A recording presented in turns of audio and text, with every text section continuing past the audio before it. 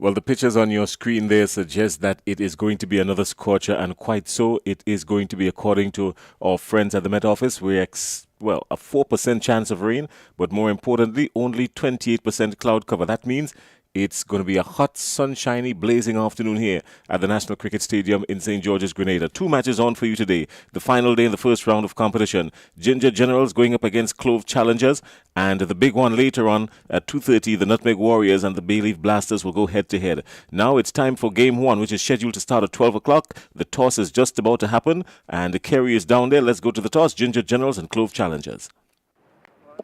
It is toss time on this beautiful Saturday in the Dream 11 Spice Isle T10 Season 3.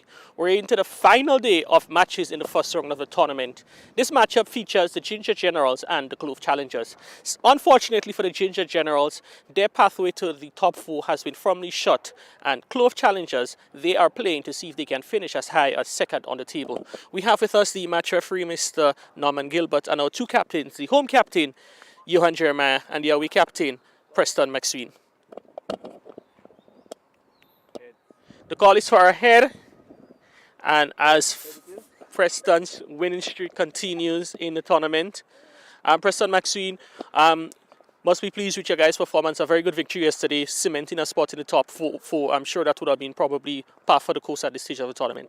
Of course, we played this great whole game, for fun, entertainment, and still for pressure, and it's pleasing to see that the guys actually stepped up and was willing to accept the challenge, and that's good as a captain when you see that the players are willing to step up and do what's necessary for the team. Normally at the end for your matches, victories in the tournament, it came with you bowling first, but this time yesterday you had to bowl first, and I think your bowlers would have really responded for you in the back end of the match. Of course, as many teams have said, we are bowling strong, so we focus mainly on our strengths, and it feels good when you're able to do your job under pressure, because yesterday wasn't an easy challenge. You had a lot of emotions in the game, you had a lot of competition in the game as well. So, it's good to finish at the top of it after. Today you're winning the toss. What will be the decision of the challengers? We're going to bat first. It seemed like it's been working for us. And the more we bat and get confident to score runs, it's the better we is as a team. So that's just the main ploy for today. Earlier on I mentioned you guys are already in the top four. You can go as high as two, but do you think that there can be any threat or way for complacency to come into your performance, knowing that you already booked a ticket to the big dance? It's true, if you're looking at it in nature course, it's true, but, we play this game hard. We know what we play for, we have a brand, and we do whatever in our power to make sure that we lift the brand as high as possible, because he has been the only sponsor for us for the last 2 or 3 years. So, we have to give him something to actually be happy about. And booking ourselves in the first ever quarterfinals, semi-finals, I'm sure he will be pleased. All right, well, Preston, all the best to you guys for this match and the rest of the tournament. Thank you. Johan, losing the toss today, you guys are basically on the outside looking in, but I'm sure you guys would want to give a final good performance in this group stage. Yeah, I told the guys, despite where we end up in the table, we still have to come out and still play a good brand of cricket. It's unfortunately that we didn't get into the top four, because for the last 2 seasons, Ginger have been finishing in the top four. But that's the game sometimes. It don't always go as we want it to go, but nevertheless, we just want the guys to come out and still play a good brand of cricket. You guys are bowling first today. What are your thoughts on it, and what can we expect from you guys in this bowling half of the inning? As I said before, it's just for us to still come out and play a strong brand of cricket. So, it's just to look to restrict the batting team for a low total as possible. Was it a difficult task to lift the guys' spirits coming into this match, knowing that their pathways to the top four of the tournament has been shut? Yeah, but nevertheless, I told the guys, there are still things to play for, they have personal prizes, and still, as a cricketer, you want to make a name for yourself. So you can use the next 2 games, despite not finishing in the top 4, you can still make a statement, with the bat or the ball. So I just encourage you guys to still come out and, give a good showcase of themselves. All right, well, Johan, we're looking forward to seeing the best from Ginger today, and we wish you guys all the best of luck. Thank you. So that was the news from the middle. Clove Challengers, they've won the toss and they've decided to bat first in their final group stage match. Well, that's the news from the middle. The Clove Challengers have won the toss, and Captain Preston McSween decides he's going to have a bat first. So the Ginger Generals are out in the middle, as you heard. Quite the story for the Ginger Generals. Today is the end of their campaign, really, in this third edition of the tournament. A pretty balanced team, have one or two good players, but everyone else, most of these players operating a little bit below par, not up to the standard that we know them. And, they really gave themselves a good shot, but it has come to an end for them. Yeah, morning, Jason. Afternoon, we're still morning. It's a few minutes away from afternoon. Yes, and morning to an afternoon to our viewers wherever you are. This morning, as said before, beautiful condition. The sun is shining really brightly, and it is the sort of weather that you want. It's not very, very hot, but real good conditions for the game today. And as you were saying, we didn't see the best of Ginger General. They do have some, good players, the likes of Johan Jeremiah, who has not really come on. There was Samuel Charles. They even Nicholas Redhead as one of the bowlers. But I don't think they are one of the stronger teams in the tournament when you look at the makeup of the team. So a lot would rest on people like Johan Jeremiah to really lead from in front. No matter how good he is, it's very difficult to be consistent right through. Therefore, I think they haven't played, as they would have expected. All right. So the Clove Challengers, of course, they are really wanting to secure a win here to roll up to make sure that they probably get into second place and put some pressure on the folks playing match number 2. The Clove Challengers, of course, led by Preston McSween, in fact, really happy that this is their first time getting into this depth of the tournament, because they've cemented themselves in the final 4 coming into today's game. They're playing today for hopefully getting up to position number 2 on the table. A very confident team, Clove Challengers, and they should have a lot of confidence coming off at that big victory yesterday afternoon. This team boasts themselves of some really good, talented players. Quite the opposite with Ginger Generals. You speak here about Jackson. You speak about Dewey Set, and these are good bowlers. Darren Ned, really good players. So they do have some players that has performed rightly into this position. Mm-hmm. All right. Well, the action is about to start here. The Preston McSween's Clove Challengers won the toss, decided to have a bat. Haston Jackson and Lyndon Mason is there at the wicket, and Denroy Charles will come in from the River Road end to start the attack. Get it. And as we've seen throughout the tournament, the first over generally always spot on from the team that goes out in the field first. Working, Cook. Keep working, Cook. Go. Oh, yes. Hey! Get it. Knock him up. What should have been a sharp single turned into an easy one. First runs on the board for the Clove Challengers, and they're one without loss. Yeah, and we have seen the off-spin of Denroy Charles opening the bowling. So instead of going for pace, they opted to go for the spin. Good start there, Cooks. Good start, Cooks. I love it there now, Cooks.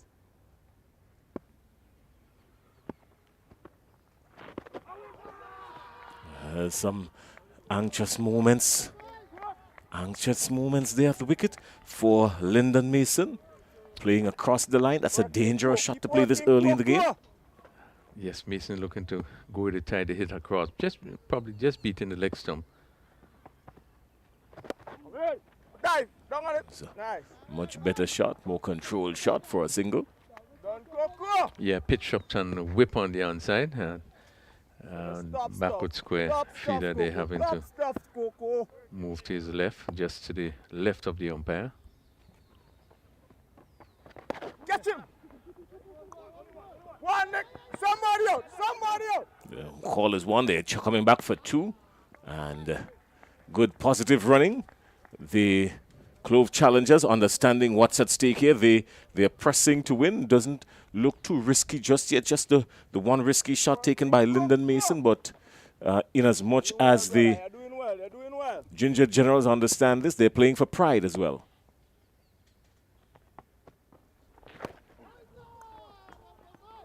So that's the end of over number 1. And Huston Jackson on 3, Lyndon Mason on 1. The Clove Challengers are 4 without loss. Yeah, good over by Denard Charles. Just going for 4 in the first over. Just keeping it there and thereabout. We saw Mason trying to hit across. Ball rushing into the pad, but good run in there as that previous ball was pushed down to mid-wicket. And we saw Redhead really had to come off the boundary, but the ball was traveling slowly. And Jackson would have really picked that up and called for the second run. But not a bad over, just 4 runs in the first over. That's one. Right arm over, 6 delivery still. So Ronald Williams will pick up the attack from the Dabo end. Ronald Williams, a little bit pacey young man. He's had a really good game a few days ago, ran in, and he was sort of misunderstood. I think they were playing the Nutmeg Warriors, I think it was, and or the Bay Leaf Blasters. They were playing the Bay Leaf Blasters, and he had Devon Smith bogged down for a while. Yeah, he is a very good bowler. He moves the ball about, and that's his strength. And if you look at him, look at his size, but he do bowl with a great deal of pace. Well, if he does bowl with that pace, he has to speak to Lyndon Mason. Slight movement off the turf there. Good shot down. That's a really elementary feeling. I'm quite sure the rest of the field will be disappointed with that effort. Races into the boundary for the first power aid smashing 4 of the afternoon. Yeah, I think William will be disappointed. Ball slanting down the leg side and played well past the short fine leg. And the fielder there just a little bit slow coming across, and you could see him getting there and just was not able to pull it back from the boundary. Laurie Williams will have to do a whole lot better than that down on the boundary.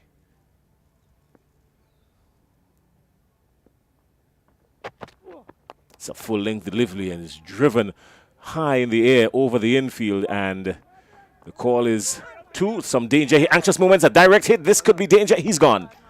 Yeah, really, I think it was slow running there and Mason just not able to get back there. Ball pitched up, hit over cover, and really should have been 2 easy runs there. I think he took it for granted. A little slow, and the choke came in directly. And, normally when they come in directly and hit the stumps, you have to be, spot on.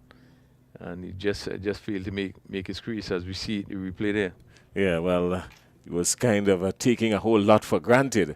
And that's the first fruited dismissal of the morning. So Lyndon Mason is a run out for a 6. What should have been an easy 2. He's really dejected there, disappointed, knowing that he looked kind of set to get something really huge here this afternoon, and you could understand his disappointment. But he only has himself to blame for that. He should have been sprinting a little faster, heading back to the striker's end. So Javed Hazard comes out to join Huston Jackson, and Javed Hazard will have some music to face very early in this match. He's on strike, and Ronald Williams is heading in his direction. Yeah, Hazard didn't look the part in yesterday's game. I think he's much early into strike now, and one would expect that we're going to see Hazard, at his best.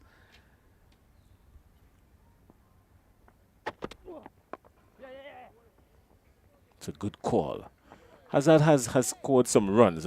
He's had a high score of 56 coming into the tournament with a total of 247 runs in the first. So he can strike the ball around. He's a dangerous batsman if he does get off. Yeah, he's a much better player than what we saw yesterday afternoon, and one would hope that he really put his head down and bat.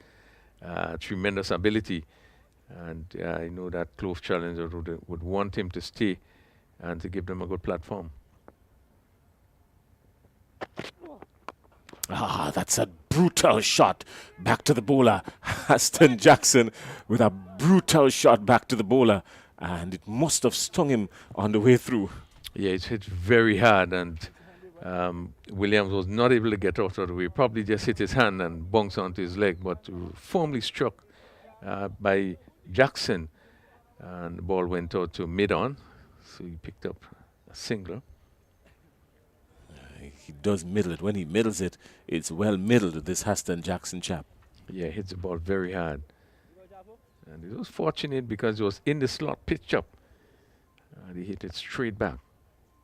Would have definitely gone for 4 had it not taken part of Laurie Williams' leg. He was really going for 4. And it's so interesting to see that today that Clove Challengers won the toss and decided to bat. Again, it's a confident team. And therefore, few teams we are seeing winning the toss and batting first. But they would have done that today.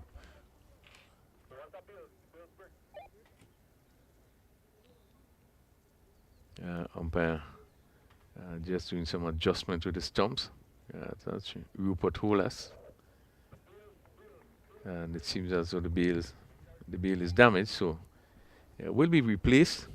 Came in from that throw. I think it could have been Redhead who fielded that ball that came up into the onside with a direct hit that propelled the stumps out of the ground and must have damaged the bails in the process. It was a real rifle of a return. Yeah, and then sometimes based on the part of the bail as it hit, the end can always break off. So you see the umpires there just waiting for replacement. The weather continues to be really good for cricket. I think the fielders would enjoy this sort of atmosphere outside there where it's not very, very hot, but bright. I don't know.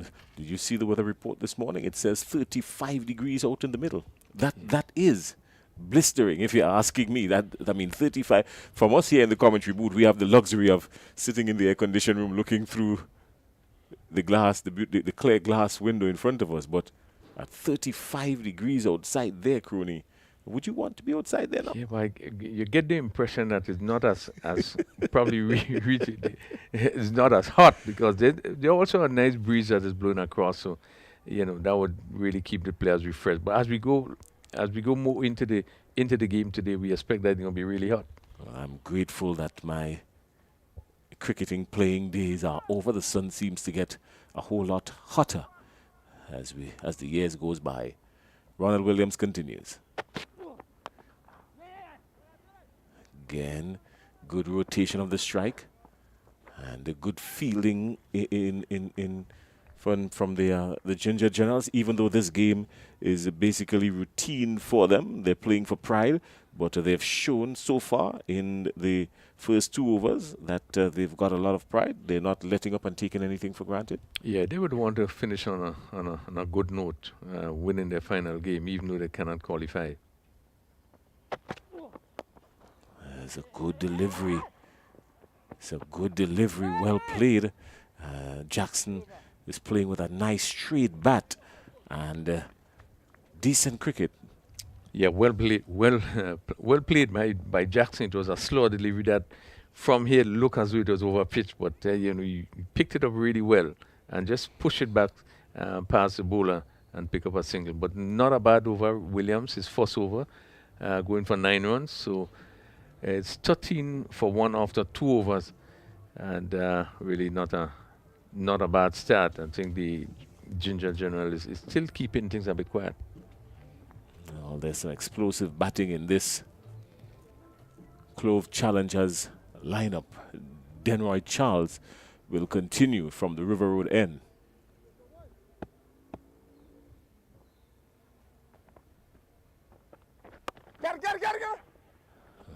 More positive work between the wickets. Denroy Charles has had a total of 6 wickets coming into this tournament, an economy rate of just over 9. So he's been pretty tidy for the first 2 tournaments in this format of the game. Yes, I haven't seemed to bowl too much. How many overs so far he has bowled in the game now? Well, this is his 2nd over. He's bowled the first over for 4 runs. He's bowled him. He's picked up the wicket. Javed Hazard has his stumps pegged back And Denroy immediately picking up a wicket at the start of his second over. So the Clove challengers have lost yet another wicket, 14 for 2. The fruiter dismissal, Javed Hazard. He's gone for 2. Clean bowled by Denroy Charles. Yeah, well, again, a poor shot. A full toss, really. And, just sort of pitch out to the off spinner. And again, we see him swinging across and not really getting his foot to the pitch of that delivery. That delivery should have been hit through the covers for 4 because it was really, it was tossed up to him. Yeah, he looked to swing it on the onside and really missed and crashed into the off stump. And another poor shot played by the batsman. Well, that brings Darren Ned to the crease. Darren Ned not too bad with the bat at all. He's had a high score of 82 and a strike rate of just over 177. So Darren Ned, again, he can really strike the ball around. These Clove challengers have really good all-round team. They've just not clicked as a unit just yet. But when you look at the stats of these players, they're pretty good at this level. Yeah, Ned is one of the players that would be looking to really cement, really to take the attack and to bat as long as possible.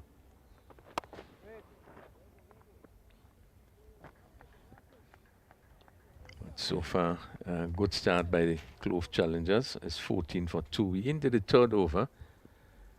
And Charles, in his second over so far, picked up 1 for 5. Catch him! Driven. Just the one.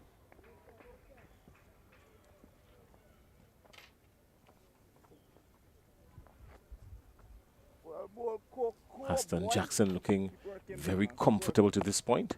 He would probably want to consider batting all the way through. The call is catch. And it didn't travel. I think it was heading to Johan Jeremiah. Didn't travel. It dipped just in front of him. Some anxious moments there for Jackson and the Clove challengers. Yeah, anxious moment. Good stop by Jeremiah. Just dropped in front of him, but hit with a great degree of power. Hey, get it, come. So they've been placed in a vice grip here, these these Clove challengers. They've not been able to get the ball away outside the inner ring as much as they would want to. At the end of 3, it's 15 for 2. They're going at 5 runs and over and losing 2 wickets in the process already. So I'm quite sure this is not what Preston McSween had in mind when he opted to bat after winning the toss. Yeah, I agree with you. I think they would have gone in there with a lot of confidence and knowing that they have already qualified. Was to go in there, really have a good start and put a big total on the board and really probably not even give Ginger General much of a chance to get there. But I think open with his spin with the bowling of Denroy Charles, I think that he really had 2 good overs. Picked up 1 for 6. Really have been very tight. And as such, I just pegged them back a bit, 15 for 2. And we have already had 3 overs completed.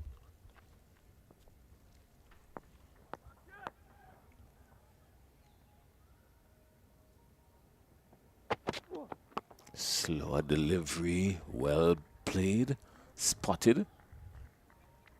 Yeah, good Yorker length delivery with pace off. And Darren Ned having to come down on this delivery. Good thinking by Williams.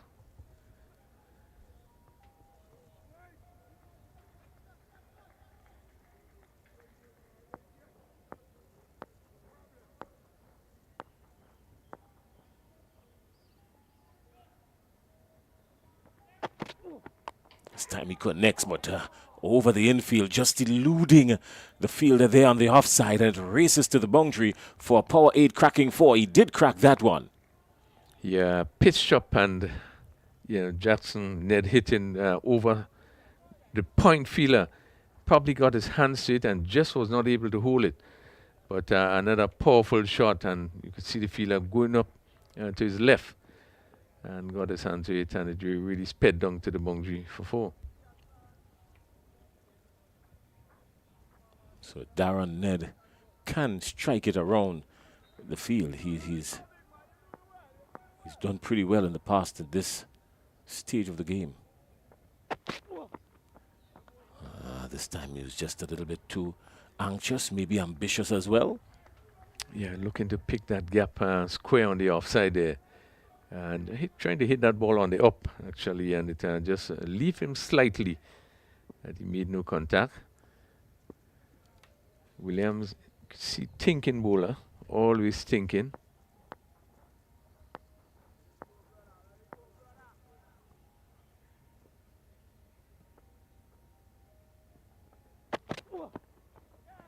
Again, just head in the air looking to play straighter. The previous one left him. This one just angled back into him just a little bit. Yeah, he looking to give him a little room to hit over extra cover. He get closer to that delivery, really would have been in the best position to play it. But Ned looking to clear the infield. We're still in the power play. Just 2 legal deliveries remaining in the power play.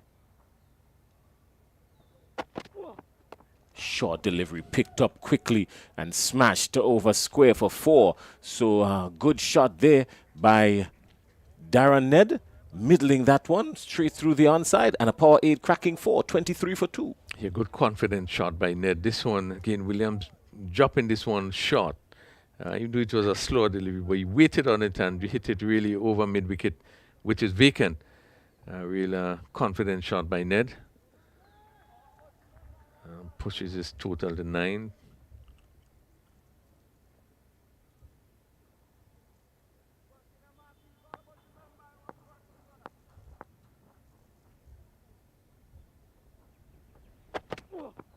Slower delivery driven up on the onside. Picking these slower deliveries really good, Ned, but more importantly, this Ronald Williams chap, he has bowled 2 pretty decent overs, save and except where he was smacked for 4 a couple of times. But 18 runs coming off his 2 overs. Not picking up a wicket, but he did do the job for his captain.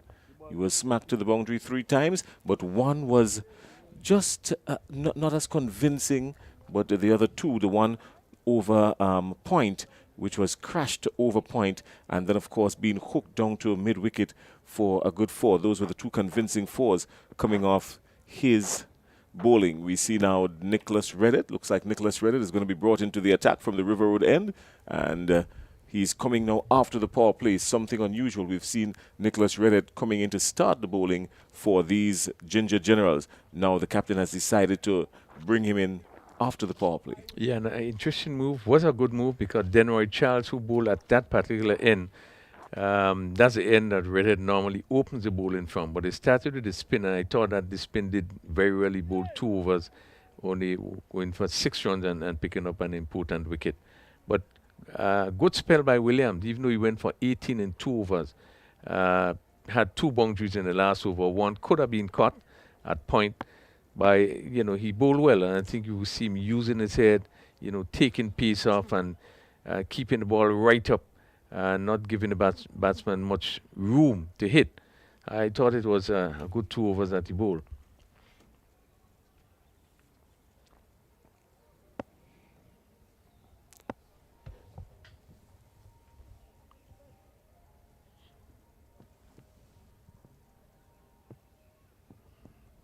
So just 4 fielders on the leg side. So the attack probably would be more Redhead on the off stump.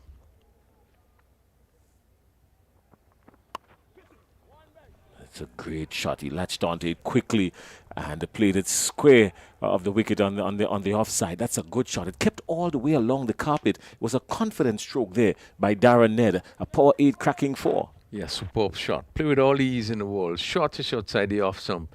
And he got on top of it in really good position and played it down to backward point. And really, no one actually moved. Just had a chase after it.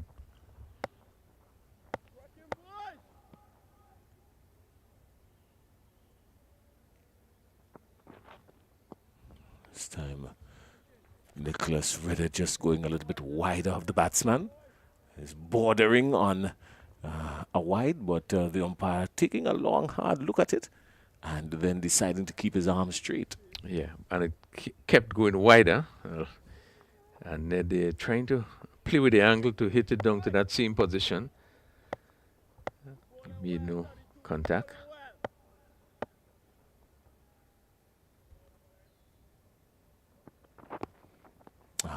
Great tidy work there by the wicketkeeper. Notice that the Ginger Generals are not playing with their usual wicketkeeper in Samuel Charles today. He's resting, and they've got Keon George working behind the stumps for them today, the Ginger Generals.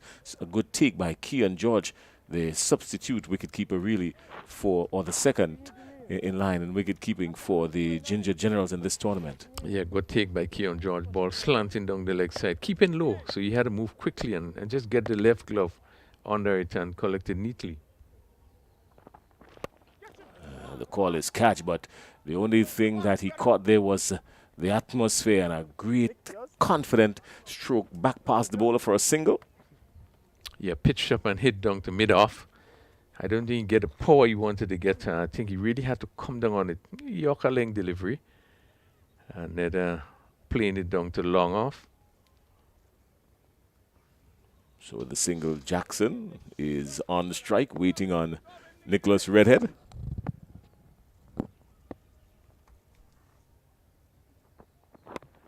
There's a good delivery and well negotiated by Jackson.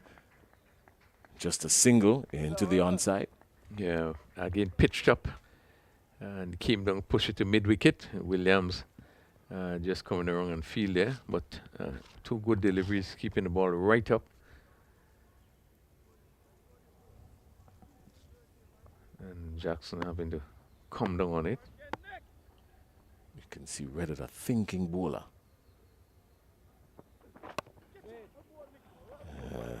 Could have seen the thinking on his face there. His face was filled with thoughts as he ran in, and a slower delivery, but Ned was equal to the task. Yeah, and the length was so important as we come to the end of his first over. The length was so important. Last three deliveries that he bowled, he kept it right up. So really there was no room for the batsman to free their arm.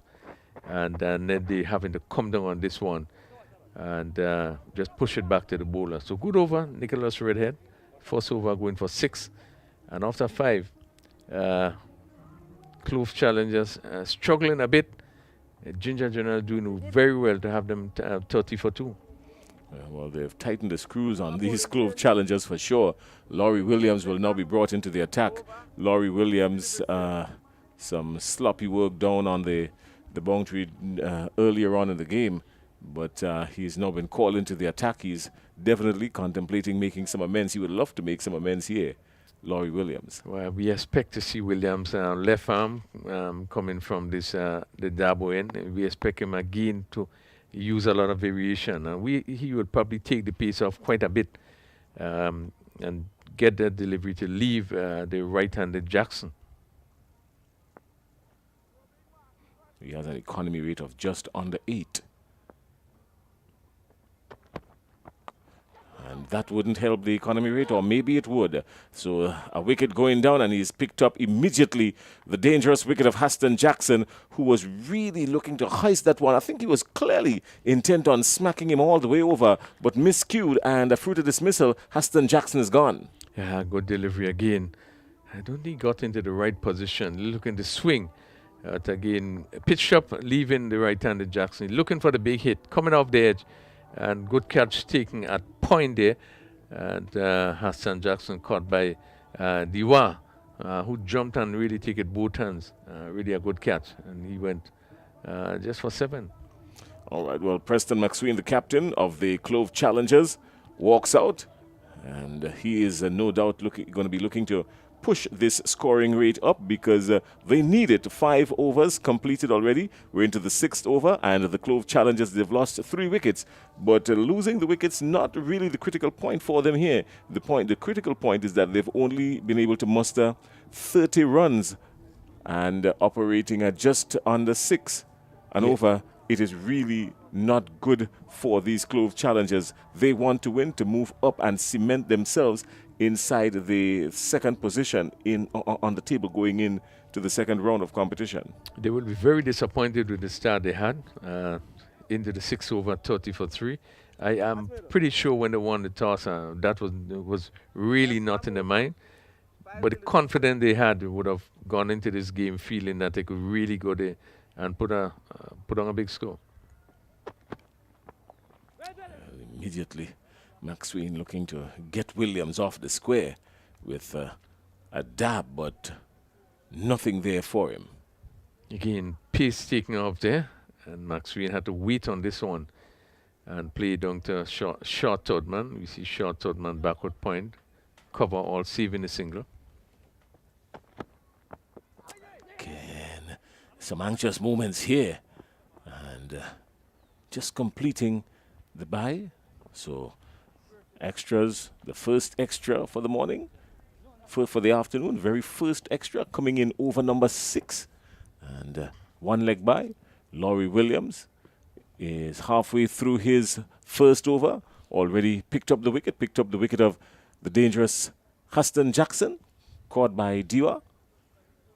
Yeah, no pace on the delivery, but the batsman really would have to make the pace.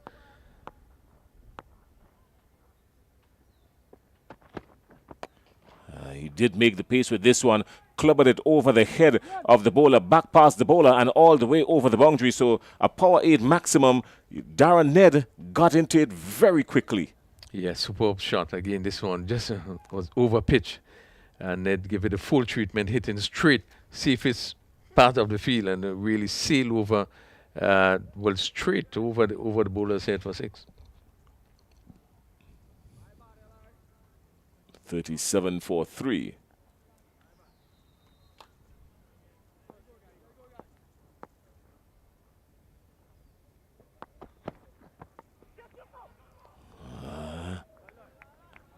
It's dangerous. He's living dangerously there. Darren Ned. Yeah, and just one bounce to Redhead and a short third man. Keeping a good line there. Ned looking to pick the gap between the keeper and the third man.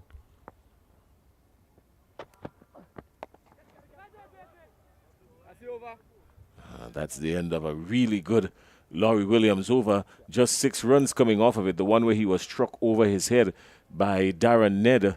But outside of that, he has picked up the wicket of Akim Dua and his first over, 6 runs, 1 wicket. The total Clove challenges are 37 for 3. 6 overs gone, 4 more to go. Yeah, good start by Ginger Generals. Really keeping things very tight, not allowing Clove challengers to get off. As we see in that over there, Ned hitting straight for 6, I think, first maximum. Really, they have been kept at bay. And just scoring at a rate of just 6.17, really have been slow going.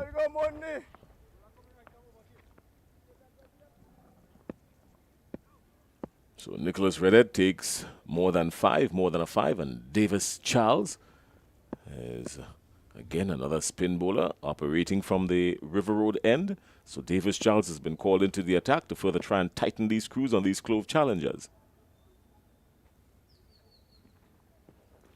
Preston McSween is at the wicket. He's yet to get off the mark.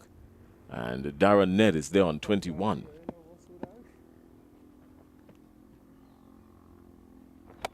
He's off the mark. How far will it go? Will it go all the way, or will it go down the throat of the fielder? Yes, and Nicholas Redhead is down there. Takes an easy catch. And Preston McSween trying to go over the boundary for 6, only getting as far as Nicholas Redhead, who was really perched and settled nicely and took it with all the confidence in the world. 37 for 4.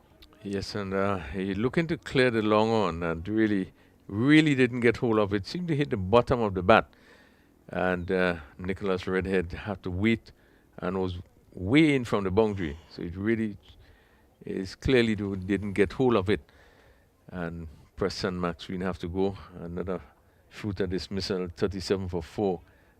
Challengers up against it.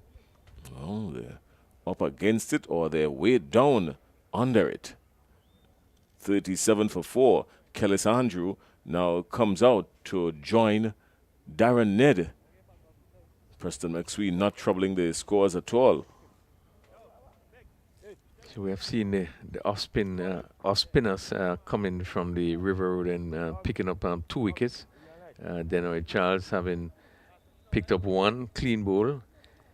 And now we see the bowling of Davis Charles in his first delivery, picking up another wicket. Well, the stage is set for something really exciting and dramatic here from the Ginger Generals. A win today will not get them into the Final Four. They're basically playing for pride, and a whole lot of pride they've got, really. Had they started the tournament with this kind of pride, we probably would have been singing a different story this afternoon. Yeah, they will be very happy to come off with a victory in the final game.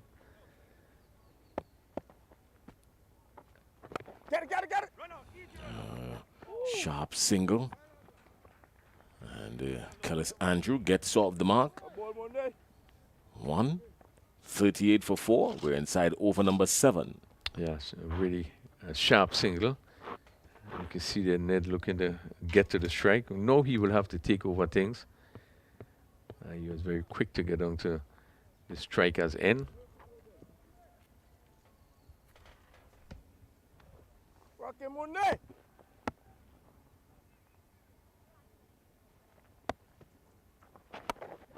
Trying to go with him again, almost decapitating Andrew at the other end. But just the one. Andrew having to take some evasive actions there. Yeah, this one dragged down by Ned, looking for the big hit. Probably would have been better advice to go straight, to maybe hit over mid-off.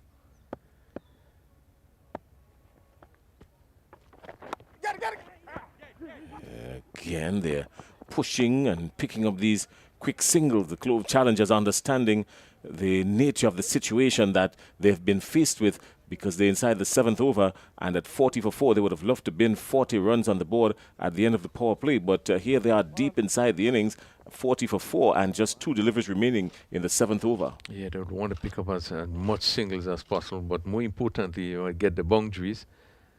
Darren Ned really quick, anxious to come down to the strikers end.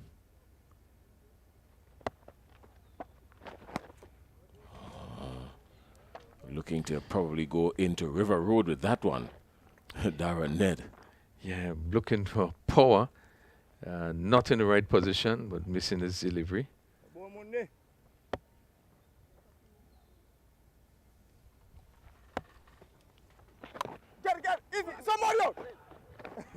Pressure on the fielder. Easy single completed. Yeah, and another good over by Charles. He only went for 4 in that over and picked up 1 wicket. 41 for 4. Clove challengers. And remember that the Clove challengers won the toss and elected to bat. And really have been struggling. Darren Ned on 23 and Andrew on 2. So that's the end of it. The end of 7. And with the end of 7, number 7 for the Ginger Generals gets into play. That looks like Calvin Blanche. He's been called into the attack.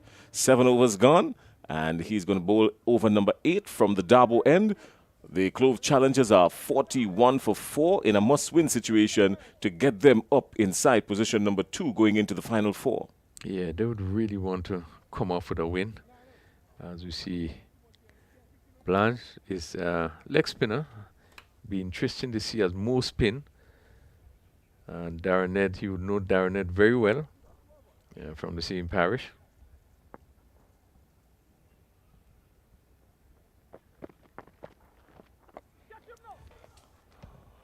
Just one. Nicholas read it with a really powerful arm from the deep, just limiting the batsman to 1. Yeah, they won't be disappointed with the singles. They will want to stop the boundaries. A lot of movements on the field. Redhead comes in to point for the left-handed Andrews, and the backward square will right back on the boundary.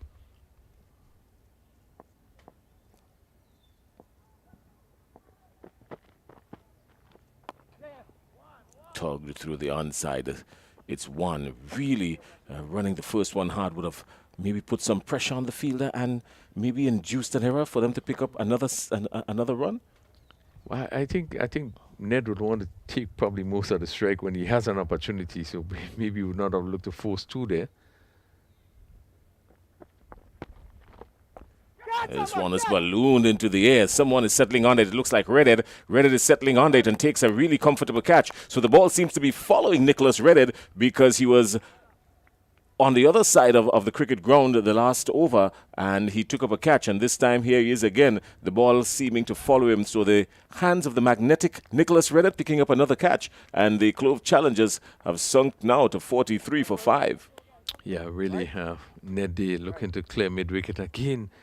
Just looking to hit the ball too hard, and it's so important that you get into position to play those shots, because if he probably just moved, just put a foot across, he would have been in a better position really to hit the ball cleanly over mid-wicket for 6. So it's not all power, but really getting into the right position to play the shots, and then all that comes after that is timing, where you really was looking to swing and not getting hold of this delivery.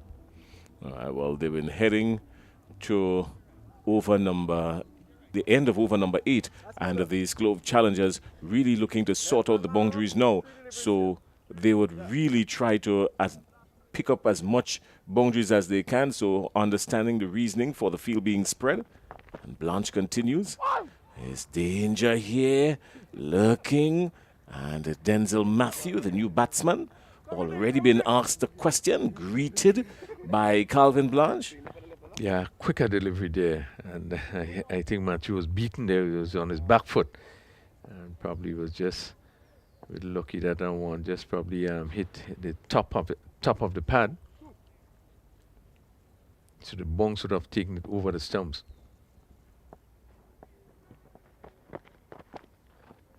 Yeah. Ginger Generals wouldn't mind these ones, and maybe twos. They wouldn't mind that at all. At this stage of the game, the projected score now 57 should the Clove challengers continue at this run rate of just under 5 3/4. Yeah, Ginger General would be really happy about the situation they've found themselves in. 45 for 5 in just one delivery to complete the 8 over.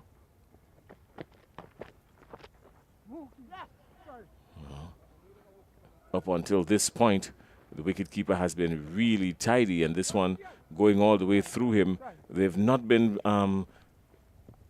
exposed to many extras in this innings, these Ginger Generals. Just 4 so far coming off in this inning. So they've limited the extras quite considerably here, the Ginger Generals. Yeah, we see some really discipline in terms of the bowlers. Not trying to do too much, just trying to do the basics.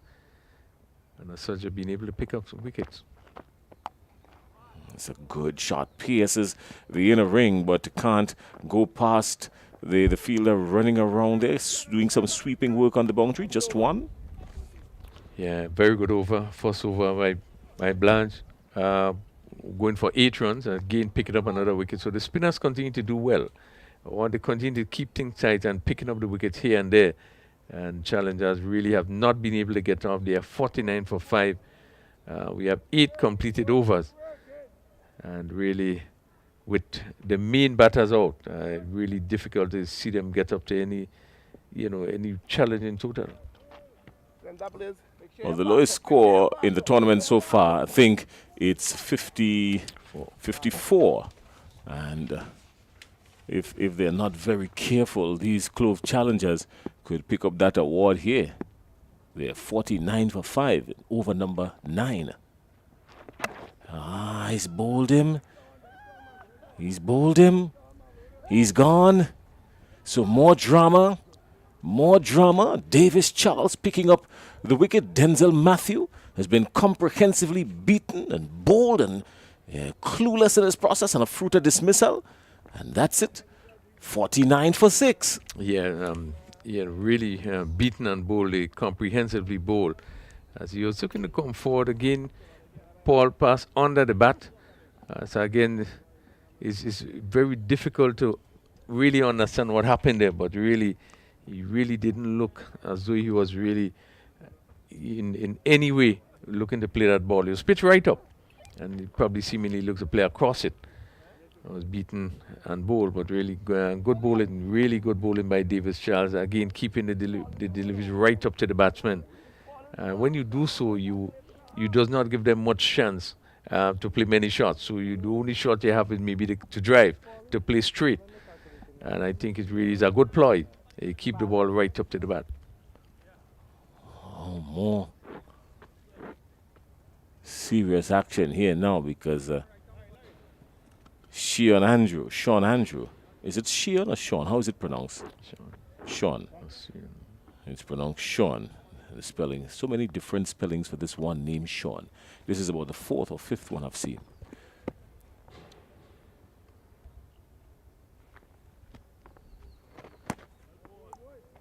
Well bowled by Davis Charles. I've seen SEAN, SHAWN.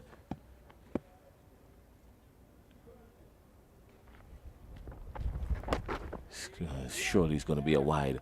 We've been just speaking about how tidy these bowlers from Ginger Generals have kept it, and now Davis Charles bowling a wide, very wide. Trying to do something different with that delivery. Just have to continue to keep doing the basics. This time he's played, just beating the inner field, and they hustle back for the second. Good running by these Clove challengers. Maybe just a little too late, Raphael. Yeah, I think so. There was time for 2. Williams came across from cover, really rifled that return back in. Delivery just a little bit too short by Charles. So Andrew was able to get on top of it and hit it down to that backward point position. This time he's driving through the onside, not convincingly at all. They come back for the second. The return comes in. He's gone. Clearly he's gone. He was well short of his ground. And no clue there. Just kept on running and going past the stumps. Really, he knew it was a foregone conclusion. Found himself way out in the deep with not a paddle, not an oar, not even a life jacket. And he's gone. Run out. So more drama here. The Clove challengers. 52 for 7. Yes, good work by the fielder out on the fence there, as he looked to pick up 2 runs. Again, he trying to come back to take the strike is Andrew there, and not being able to make it. And Clove challengers again lose another wicket, 7 for 52 in the 9th over, and really it has been a struggle for the Clove challengers. Well, we've just confirmed the spelling as he's out, SHEON, so it's pronounced Sean Andrew. So just as we got his name correctly, thinking that he was going to be around to enjoy the pronunciation of his name, he's going to enjoy it from the hut if he continues to watch the commentary, because Jaron Noel has been brought into the attack. So John L. Eugene doing the work in the deep, rifling the return, and some good work.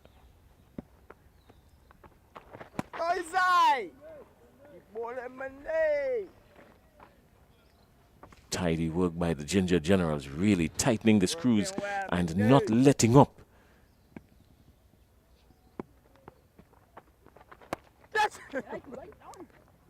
Straight back past the bowler, not convincing.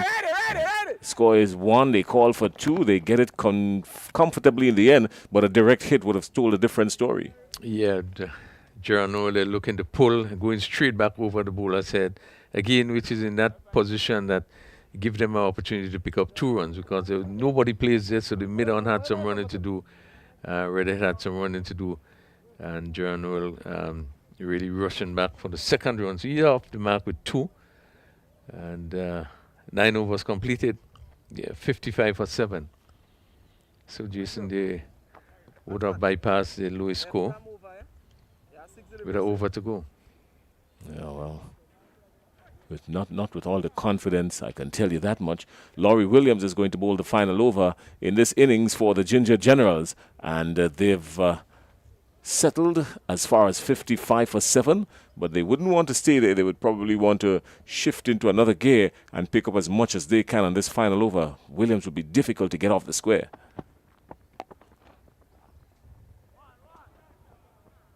Generals will be comfortable with that. Just the one, a push down the ground. Yeah, we would have seen in this game there has been a lot of singles, really. the ball being pushed around, picking up singles. Boundaries have been few and far between. So is it a repeat of what we would have seen just yesterday morning in terms of the batting display? Yeah, well, really a dry spell here for the Clove challengers.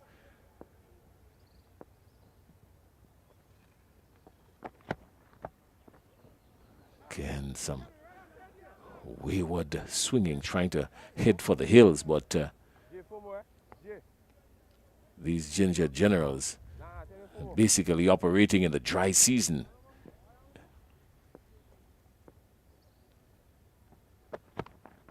He's advancing down the wicket, still looking to make connection, but 2 dot balls in this last over, crucial dot balls. You don't want to be having dot balls in the final over. This is only 10 overs. Final over, you've got to make some kind of connection. Yeah, so what he probably can do is to change his guard, maybe bat closer to the off stump as. This time he does make connection, but again, the magnetic feel of the ball that has singled out Nicholas Redhead, and only one coming from it, 57 for 7. Yeah, and Williams continued to keep a good line. Off stump, just outside the off stump, the ball going away. And Noel was really trying to swing some to mid wicket, missed 2, and push 1 to mid wicket. His son is ballooned just over the head. Redhead is running back, and Redhead, just eluding him. And Redhead was really trying, stretched everything to get to that one and just eluding him. So the magnetic field between the ball and Nicholas Redhead continues, and a close chance here for the Clove challengers. Well, I think what would have happened, he probably would have seen another player coming into the picture. And probably, even though he really had to stretch out, but maybe glimpse another player and really could have, affected him quite a bit in terms of getting there. Last ball of the inning. And this one is played up through the offside. They wouldn't get 4. They were to try for 2. There's going to be some anxious, dangerous moments here. And eventually they completed the 2 runs. So with their throw coming in from the deep, that looks like Ronald Williams that was down there in the deep. A better return would have spelled a different story. But 60 for 7, the Clove challengers wrapping up 10 overs. Yeah, I think it was good running there to come back for 2 runs. Last delivery, and really they really were rushing back to complete 2 runs. 60 for 7. Ginger Generals will be very happy with the performance this morning. I thought that the bowlers were really disciplined. We have seen that they use the spin quite a bit, and started with Denroy Charles bowling spin. We have seen they have used 3 spinners, and really they have kept him very tight. Williams coming in and bowled his 2 overs, and really made it really difficult for Clove challengers to get off. I thought it was a good bowling performance. Of course, and there the bowling figures are right in front of us, because picking up the wickets, Charles Davis picking up 2 wickets for just 10 runs, and Denroy Charles and Laurie Williams picking up 1 apiece. Charles going for 7, Williams going for 7. So some really tidy bowling there from the Ginger Generals, and just 6 runs off his 1 over from Nicholas Redhead, but the ball did follow him and he picked up 2 brilliant catches. So that's the story, and the Ginger Generals have restricted the Clove challengers to 60 for 7, and they would want 61 runs to win. Very gettable, you think, Raphael Crony? Very gettable. One would be surprised, if the Ginger General does not get up to that score. There's no danger of the wicket, but one would think that probably Clove challenge will like to use most of the spinners, but they both have a very good bowling attack. So, but I would think that Ginger General is going to pull this one off. All right, well, no surprises, you would say, but this tournament has been filled with surprises. So just maybe another one is on the horizon. Time will tell. That time will be just about 5.5 minutes when we come back here at the National Stadium to join you for the reply. The Clove challengers skittled out for 60 for 7. The Ginger Generals needing 61 runs to win. A win for the Generals is not going to guarantee them anything spectacular. They're playing for pride here because they've already been eliminated from the top 4.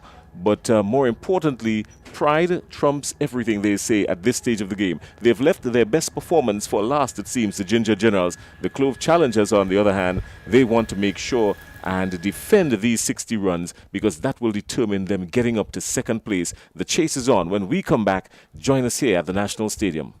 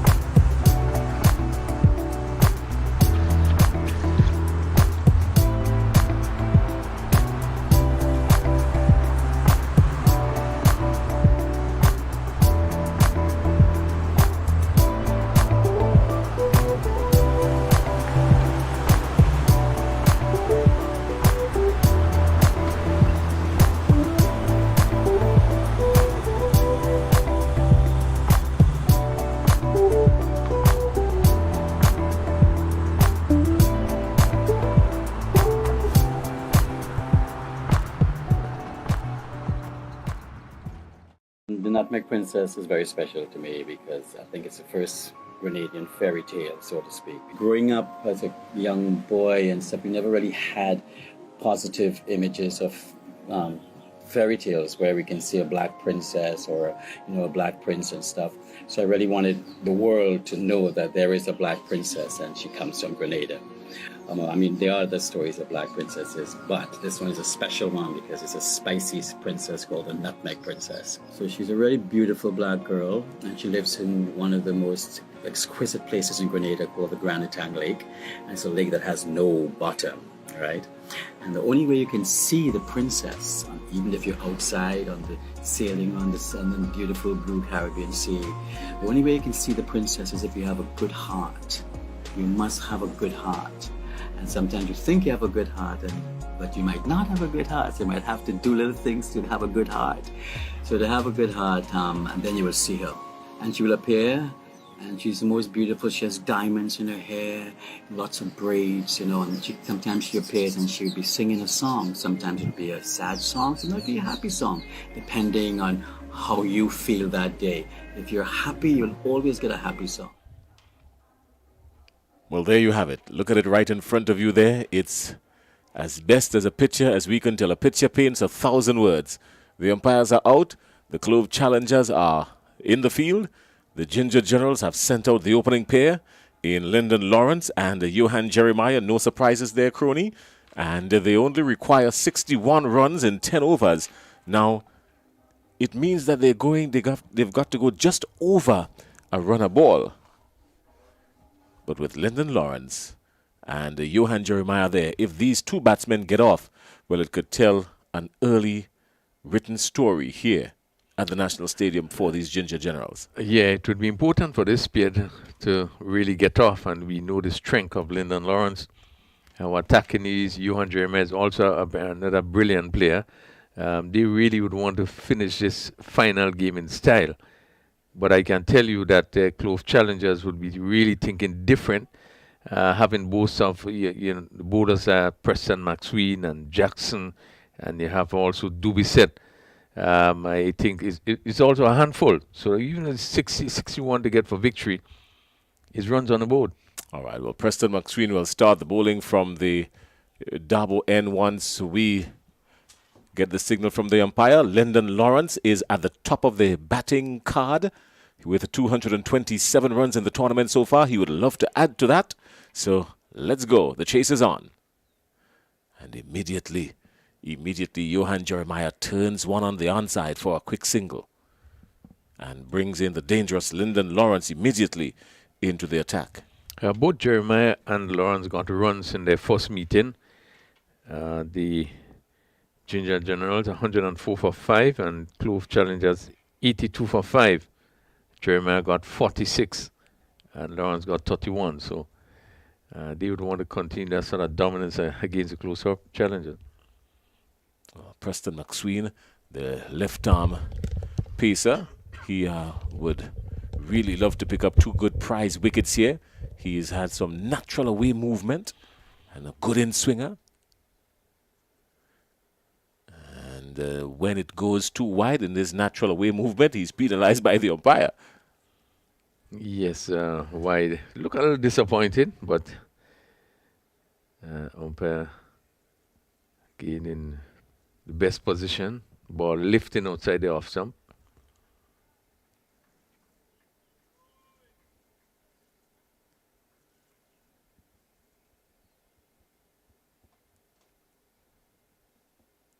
This time, Jeremiah probably looking to send him all the way back to the power station, but Lawrence, looking to send him all the way back to the power station, but not succeeding. So the score ticks over. Another one, 3 without loss. Yeah, the link was a good one. It was right up, just about the Yorker link. And Lawrence looking to drive. It just come off the bottom part of the bat.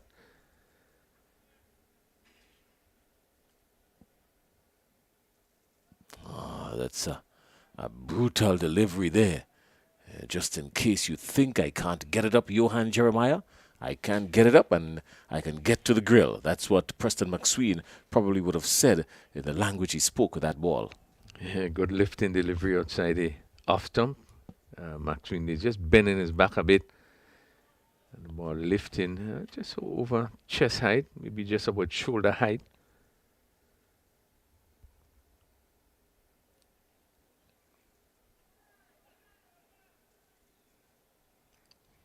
Again, it's always difficult bowling to the left-hand, right-hand combination. It requires so much of everything, skill, so much, you've got to be attentive. You've got to be spot on with your line all the time, your length. There's a combination of a number of things that has to make a seamless, a seamless cohesion.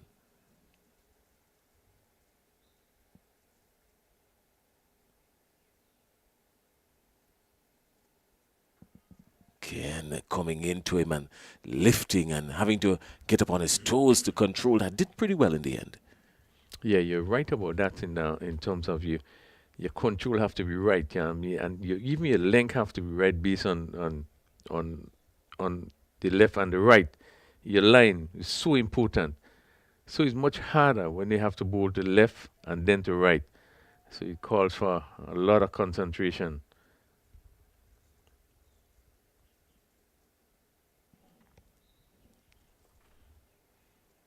Right-handed Lawrence in some difficulty there, being wrapped on the pad. Just high up maybe. And Preston McSween really begging and pleading with the umpire, who doesn't even offer a bat of an eye. Yeah, good decision by Peters. Ball pitch somewhere on leg stump and was heading further down the leg side as it cut into the right-handed Lawrence. And McSween obviously will try to do anything now to pick up an early wicket.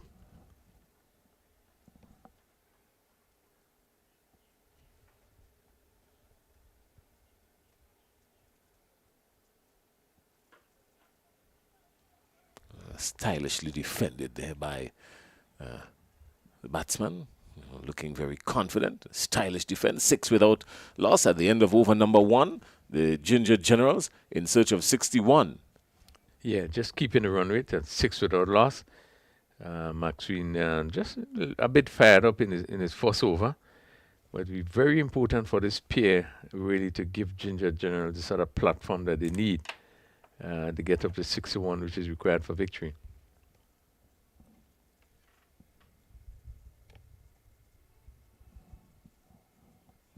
Jaron Ned will be operating from the River Road end, so the Clove challengers really trying all sorts of tricks here very early in the game because they have not got a whole lot to play with. Their defense, what they've got to defend is near minuscule, and they've got a whole lot of work to do. So they goes with the off spin of Jaron Noel.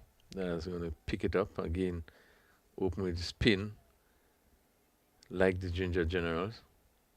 This time is over back over the bowler head. 1 bounce into the boundary, 4 runs, clean strike, and Lyndon Lawrence was really classical about that lift over the head of the bowler. Yeah, good shot played by Lawrence, and you could see that with ease, no much danger, pitched up and hit straight.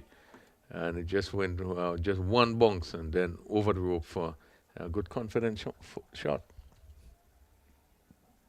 Well, the Ginger Generals seem to be well on course for this victory. They've basically saved their final performance, their best performance for last.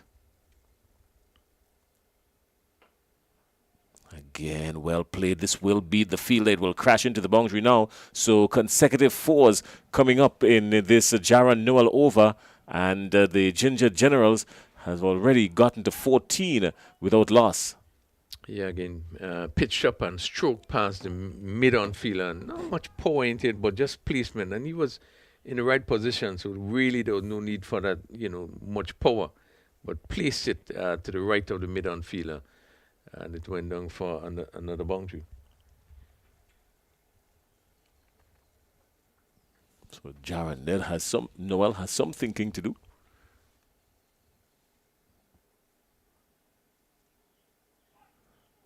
This time again, another edge. Will it find the ropes? Yes, it does. So boundaries are coming in a flurry here for the Clove challengers, against the Clove challengers for the Ginger Generals. Yeah, looking for the drive. Comes off the outside edge and just in a vacant first slip position, as we see here. Again, Lawrence looking to drive and coming off in that vacant position. And the third man fielder was not able to get across. He picked up another 4. Lawrence.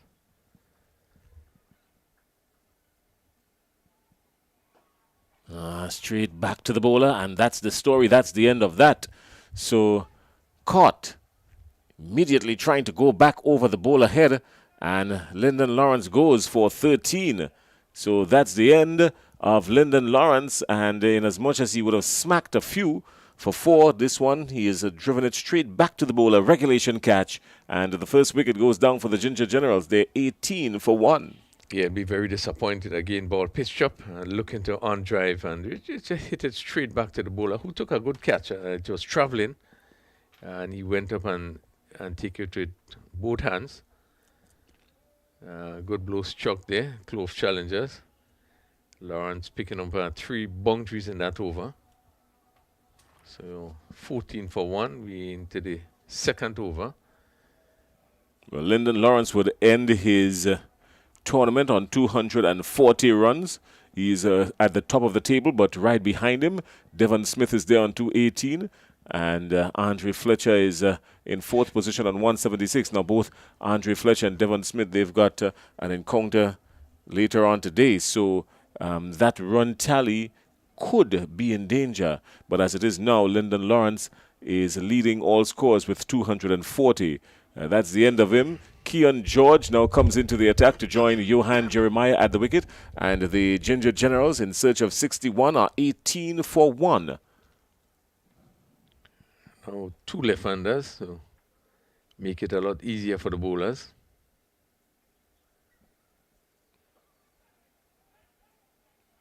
Played through the offside, trying to carve it past the inner ring, but with no success.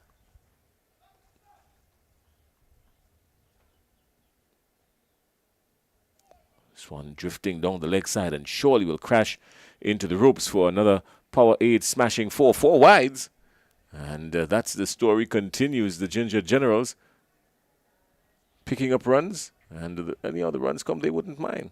Yeah, just 3 down the leg side. The bowler then, John, will be very disappointed with that delivery. So 23 for 1. The Ginger Generals are 23 for 1 in search of 61. Still inside the second over. Yeah, just 1.5 overs being bowled. So the run rate has been very good, 12.55. And this one will surely go all the way. That's a clean strike. And immediately Keon George picks him up and makes no mistake about it. A good strike, a power 8 maximum. Yeah, ball tossed up and really hit straight again, over long on, getting close enough to it, and with the opportunity to swing his arm, hit it really cleanly over long on for another maximum. He's off the mark with 6. Well, that brings up the end of the second over. We're still inside the power play, so the restrictions apply. The Ginger Generals taking full advantage of that, and the fielding restrictions being exploited here to the maximum by these Generals. They are 29 for 1 at the end of 2 in search of 61 for a victory. Yeah, so Clove challengers must pick up wickets if they're going to want to win this particular game. Good start, run rate 14.50. Just 2 overs being bowled, 29 for 1. So really just need 38 runs needed. With just about 50 deliveries to do it.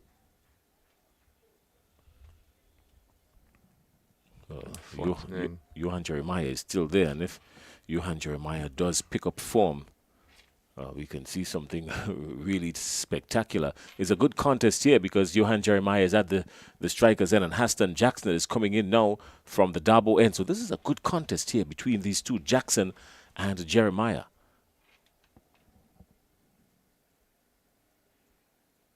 Jackson, we know, can nip it through. He does, in fact, at times bring on some extra pace because of his hand movement. He rolls over the bowling arm a little bit quicker at times, and then at times he knows how to bowl the really good, deceptive, slower delivery.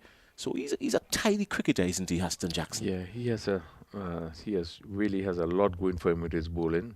Good variation and very good pace. This time he's spot on. Really good length, good line, but well played up to Preston McSween. Yeah, ball pitched up and stroked down to mid-on, where McSween fields. And I would think that Jeremiah will really want to bat right through to make sure to get up to that total.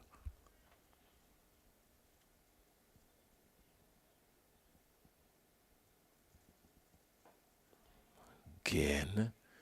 This time, just a single. So Jackson has been bang on. Yeah, good line. Well played by Jeremiah. I couldn't do much with that delivery, but push it to mid-wicket and pick up a single. So 30 for 1. There's 31 runs needed. It's not a conventional mid-wicket. You think it might be just a little bit too wide, is he?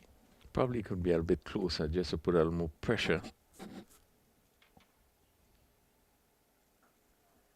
Oh, well played, well negotiated, good control by the batsman.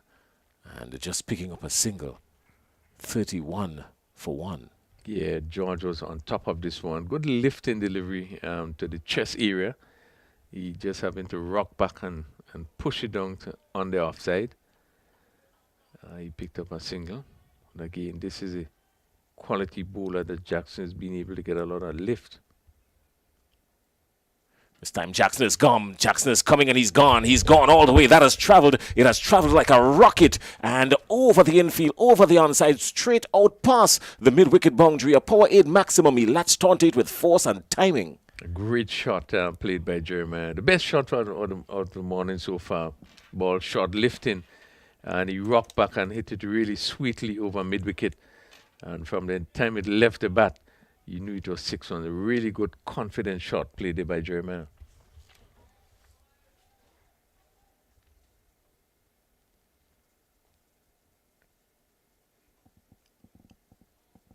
This time just a single.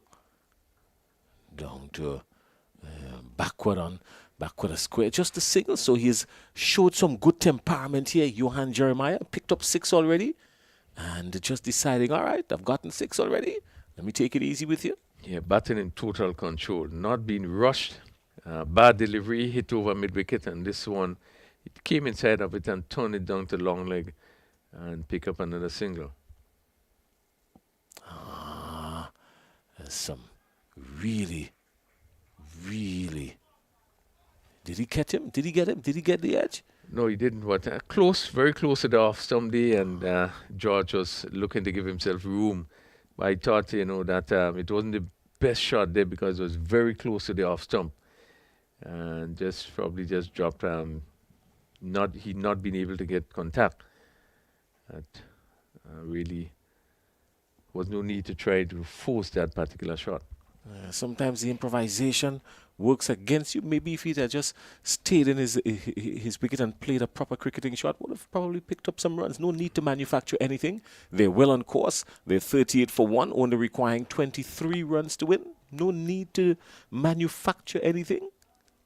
Yeah, you just need to bat normally, and you still have 23 runs to get from, and we have over 40 deliveries. So there's no need. You play normal cricket now and get up to that score. Well, Preston McSween has changed ends. He is now going to come from the River Road end, and he's heading to Johan Jeremiah. That's another good contest brewing here. And Johan Jeremiah not making connection, looking to hiking over mid-wicket for 6 again. This time Preston McSween, but nothing there, just crashing into him. And Johan Jeremiah probably thinking he missed out on a good opportunity there for another maximum. But I think it was a slower delivery, so he played a bit too early. So it, as he finished the shot, he just probably been hit maybe just somewhere above the waist.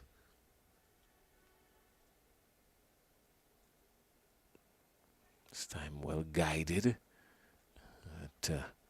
Can't beat the field. The inner ring is still there because the power play is still in effect.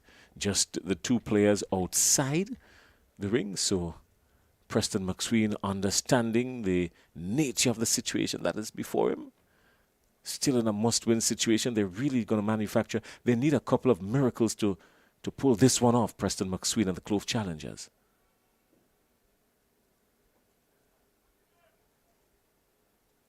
Sharp single. Played into the offside.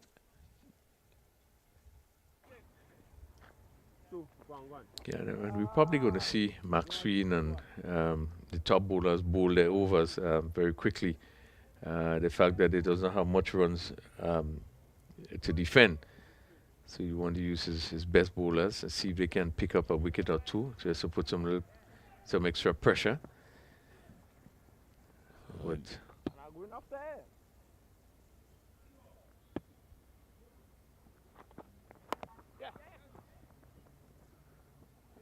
smart bowling there by McSween, realizing the batsman Jeremiah was attempting to give himself some room, and he followed him. Smart bowling.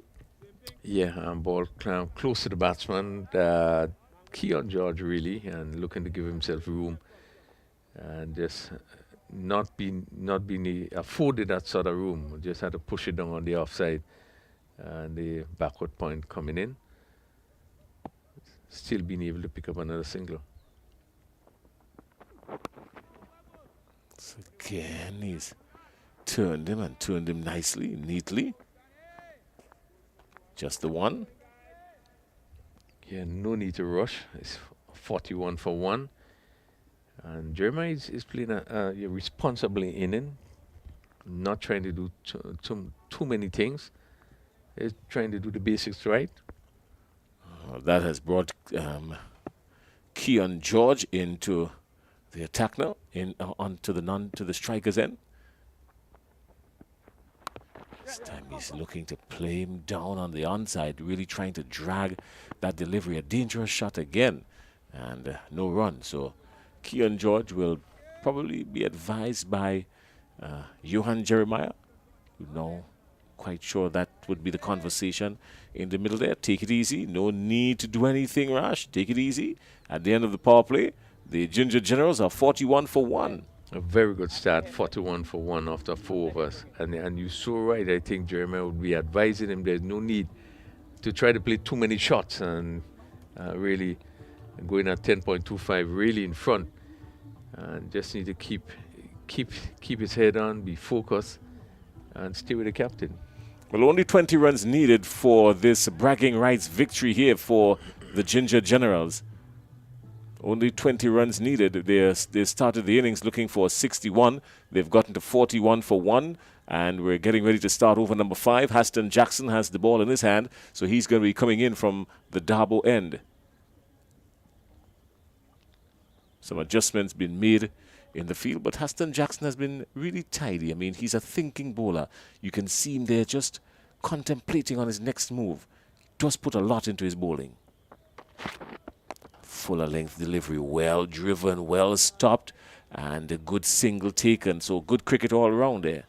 Yeah, good shot by Jeremiah. And one of the things you've seen, he waited. He didn't try to do anything too much. He really waited, and that ball was pitched right up. But the fact that he waited, he got himself in really the perfect position and really played it beautifully down to mid-off. This one, he slapped it. It'll go all the way. 6 runs, a power 8 maximum. Gave himself room, opened the chest, opened the arms, and dispatched it. Power 8 maximum. Yeah, tremendous shot by Keon George. And we have seen him before just trying to pull out, give himself room. And again, He knows Jackson very well, and I think he would expect him to be coming short at him, give himself room, and really hit that one beautifully over cover for 6. It's an area that not very often you see 6 being hit, but really got into good position.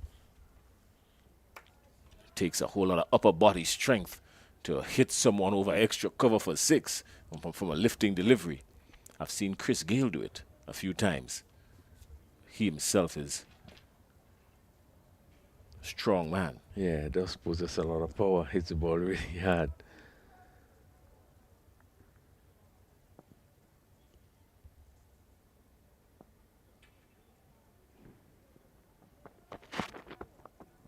This time, similar intention, but guiding it down this time. That looks like down to third man, just guiding it down and, just tempering the stroke. So good batting by Keon George. Yeah, well played, Again, more room and staying it down to third man region, and picking up an easy single. Jackson continue to bowl just short of a length, coming into the body.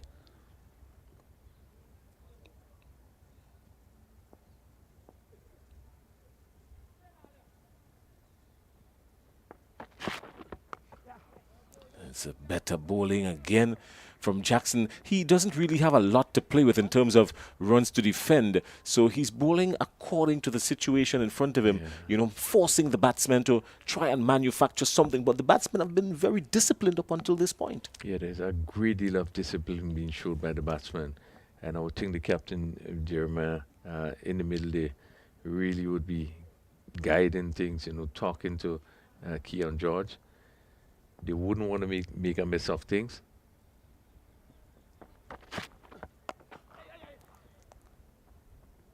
Not getting it cleanly. Would have loved to pick up on that with his kind of power and his kind of strength.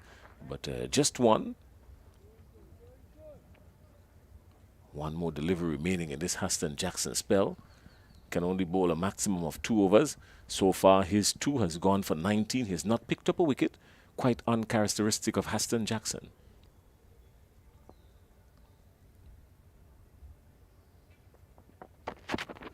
Fuller length delivery, well driven up through the onside, and another easy single. That brings up the Haston Jackson spell. That's the end of it. The Ginger Generals are 52 for 1 after 5.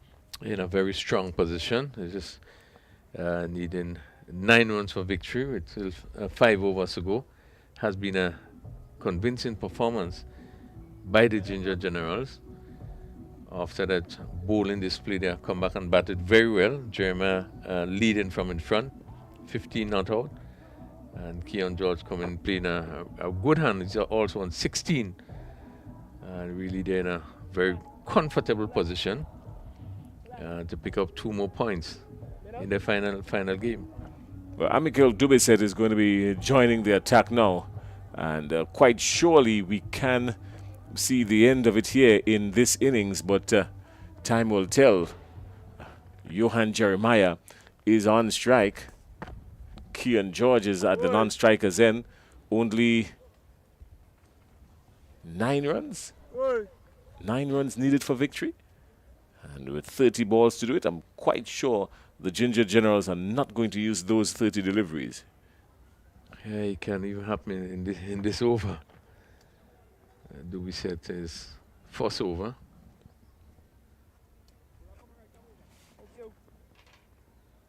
And the captain, Johan Jeremiah, is on 15, taking strike.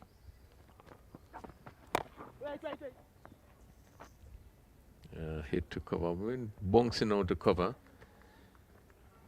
Again, we said really good line bowler, use quite a lot of variation, slower deliveries. He's got some best bowling figures of 5 for 12, so not 12 runs required, a whole lot less than that, 9 runs, but he would really love to pick up some wickets here, even if he gets 1 here. This time he's wide outside the off stump, being penalized by the umpire. The score continues to dip. What is required continues to dip. 8 runs needed now. Still 5 deliveries to bowl in this over from Dubiset. Yeah, just a bit wide there. Jeremiah looking to cut. Again, very far outside the off stump, and umpire holders rightfully signal an extra. This time he's made connection with it. Good connection, but can't go past the fielder lurking outside there on the boundary. Just one, so Johan Jeremiah moves to 16. Kian George is on 16. The Ginger Generals are 54 for 1, 7 required. Yeah, well played by Jeremiah on top of this one and hit it firmly down to point. The fielder is placed right back on the boundary.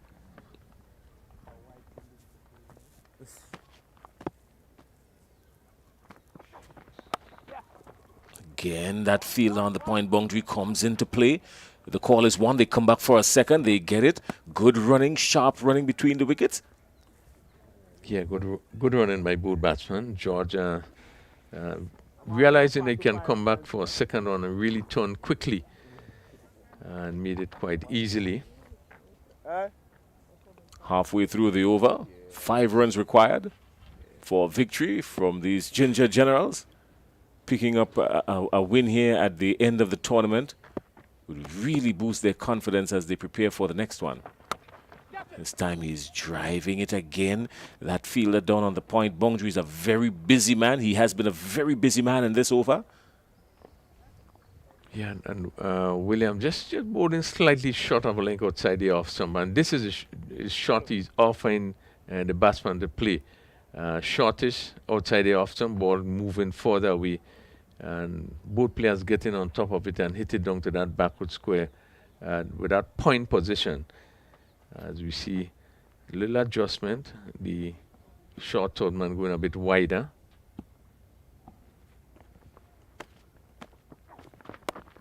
This time again, he's a very busy man down there working for his pay. He's been called into action 4 times already for the Clove challengers. Looks like Lyndon Mason.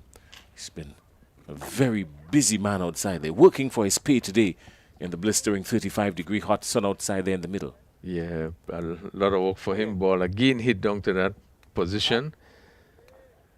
3 runs required. Final delivery in this Amicale Dubisset over. It could end here. And well bowled. Good comeback by Amicale Dubisset. If you're going to get the victory, you're not going to get it off my bowling. That's what he says. Good delivery to finish up the over. At the end of 6, the Ginger Generals are 58 for 1. 3 runs required for victory. Yeah, not a bad over by Dubisset, really. Under no pressure, really, with just 3 runs required. The Ginger Generals batted very well. They are 58 for 1 and really in command of this game. Just about time. Maybe we could just have maybe 1 more over if we get to that total. It looks like if the Clove challengers are going to call on Reynald Charles, it seems. Or maybe they're bringing back Ned. They're bringing on Ned, just maybe. Let's see. It looks like Darren Ned. Yes, Darren Ned is going to be called into the attack for the Clove challengers with just 3 runs needed. And these Ginger Generals really saving their best performance for last. They were exceptional in the field and doing well with the bat so far. 3 runs required. And that's 1 out of them. And they will amble it. Johan Jeremiah just being contented with the 1. Saying, Kian George, young man, you go ahead. You're on 19. And you try and bring it home in this over. So, yeah, they've saved their best performance for last, really, the Ginger Generals. And I know you've been speaking about the Clove Challengers being one of the dark horses in the race, but really not showing up today. So, yeah, with a wide being bowled now, just a 1 run needed, Crony. Yeah, it has been a polished performance by the Ginger Generals. I must say, they came into the game, one would have thought that you would just come in and play it because there's not much to play for. But they started differently with spin. And I think from there on, they kept things pretty tight and really they really bowled, was disciplined bowling, and few extras, and really kept things really tight. Well, the scores are all knotted up here. Just 1 run required for victory for the Ginger Generals. And that's it. They will get it. It will come in the form of extras. The ball will crash into the boundary. And the umpire will now make the signal of 4. Did it pick up anything on the way? Maybe just a fine edge down the leg side. And the damage has been done. That's the end of that. The Ginger Generals with a cracking 4, a power 8 cracking 4 into the boundary, down to fine leg. Bringing up the win, and they get a much needed 2 points. It's not going to aid their cause in the competition, but it's going to add for good bragging rights at the end of their campaign in this 3rd edition of the tournament. Yeah, they will feel good that they are able to come off such a convincing win. It was not just a win, but really has been a convincing win. Clove challengers, as we know, who have played very well for the last few games, coming off and picking up that victory yesterday again. We didn't expect them to do that, but they came back and pick up that victory after only scoring 87. But I think Ginger Journalists came in, and I would think maybe change strategy in terms of, no, we into the last game, 2 points wouldn't do much to us. Let's try something different. And I think they did that by opening with spin. And I think from there on, they kept things tight. They kept the pressure on. While I would think that Clove challengers wasn't trying to do too much things, just trying to push it along. First and second overs, things begin to get tight, and really they never let off, and really holding the Clove challengers and just to 60 in the 10 overs. Well, they got to 61 with a pretty decent knock by Kian George, who racked up 23 off his 13 deliveries. He faced Johan Jeremiah, not out on 18. The lone batsman going down, Lyndon Lawrence, who was really bowled, caught and bowled by Jaron Noel, offering nothing but a simple batting practice, catching practice return. And that was the end of Lyndon Lawrence. He went caught and bowled by Noel for 13.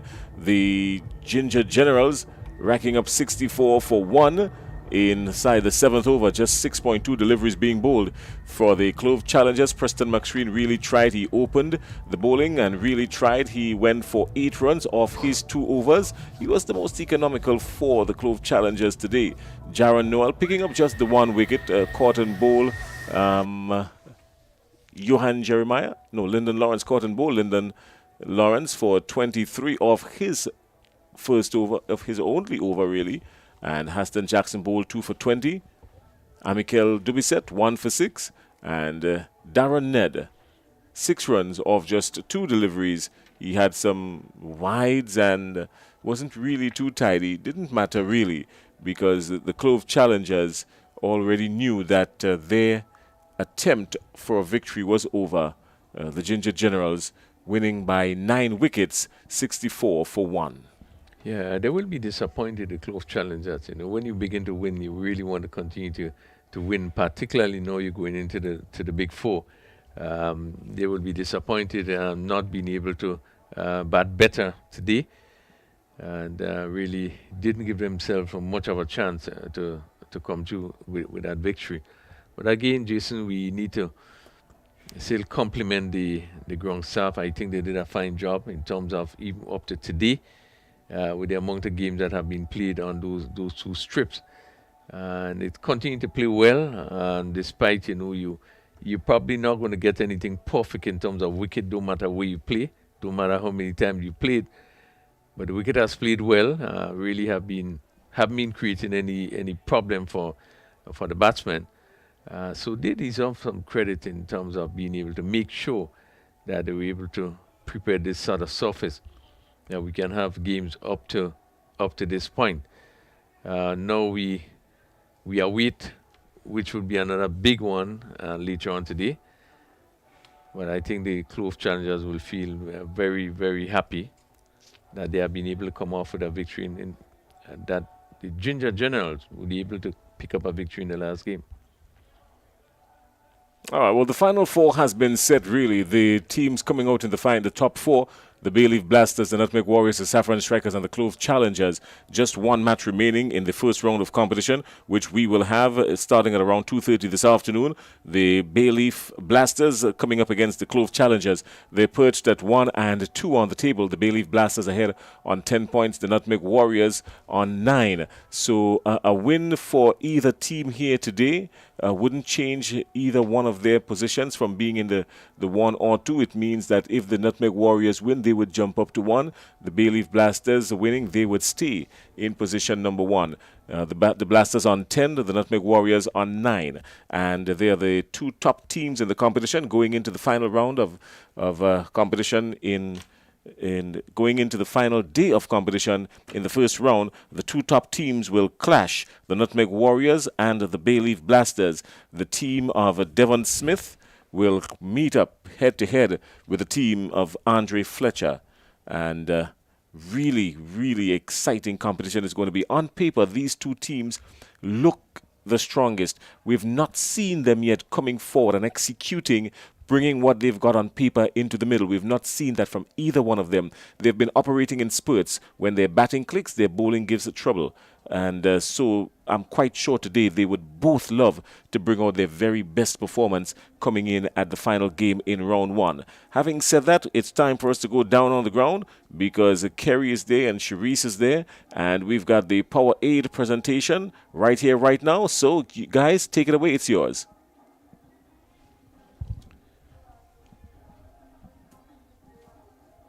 Yeah, and just before we turn over to Kerry on the ground, we look at the importance of this game this afternoon between Bay Leaf Blasters and Nutmeg Warriors. The team coming out on top. I think both teams would be looking to see which one of them going to come out on top, because you will probably put them in a better position even as they go into the qualifying stage. Because I think the team that wins would probably go on to the final. So I think it's a critical game, for both teams. All right, well, they're ready for us down on the ground. Now, let's go down to Kerry and Sharice. Thank you very much. At the end of the match between Ginger Generals and Clove Challengers, we saw the Ginger Generals getting the better of the Clove Challengers. And now we move to the Powerade presentation ceremony, and the first award goes to the Powerade Most Economical Bowler, and the Powerade Most Economical Bowler is Denroy Charles, and collecting on his behalf is his brother Davis Charles. Denroy would have bowled 2 overs for 6 runs with an economy rate of 3. Our next presentation goes to the Powerade top striker, being the player who hit the most sixes in the match, and that goes to Keon George of Ginger Generals. Keon George would have hit 2 sixes out the park, so congratulations, Keon George. And now the player of the match at the end of the game between Ginger Generals and Clove Challengers goes to Davis Charles. Davis would have bowled 2 overs for 10 runs and took 2 wickets. So congratulations, Davis.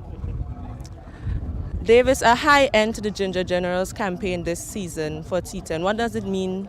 What does this victory today mean for you? It means a lot, We just have to come back stronger next year, please God, and put our best foot forward.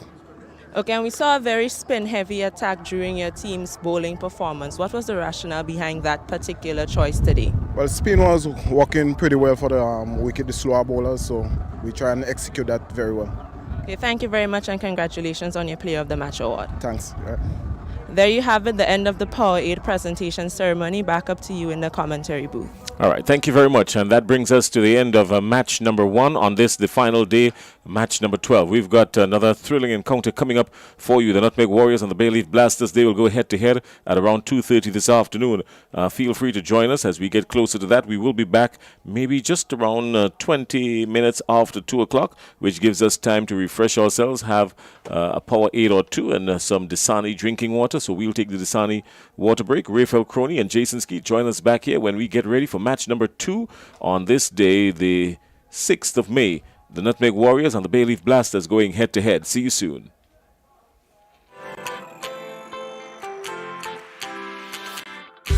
When you need someone to help you to your feet, I'll be that beacon to your highest peak.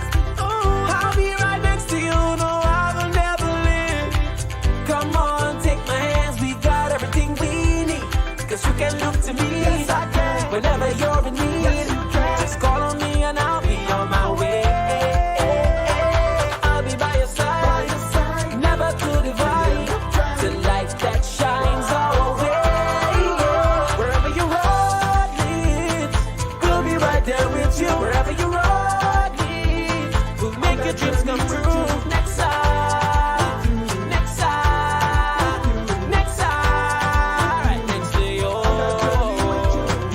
Nexa Credit Union, with you wherever your road leads.